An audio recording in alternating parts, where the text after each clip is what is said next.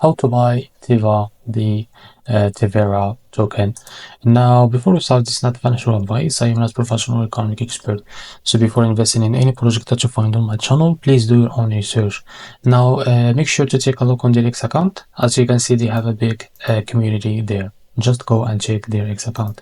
Now, as you can see, if you open it on CoinGecko and you go to where can you buy this TEVA. Now, as you can see, TEVA token are currently unavailable to trade on exchanges listed on CoinGecko.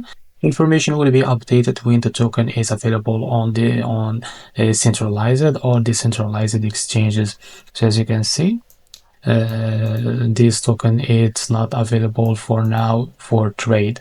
Now, as you can see, when can we expect a TEVA token to launch? So while CoinGecko cannot provide details on the launch of TEVA tokens, you can stay updated on TEVA's price movement by adding TEVA to your watch list. So as you can see, the TEVA token it's not available for trade for now. You can wait some days and keep checking this website to be able to buy this token. So this is how to buy the TEVA token. If you found this very helpful, please like and subscribe. See you in the next video.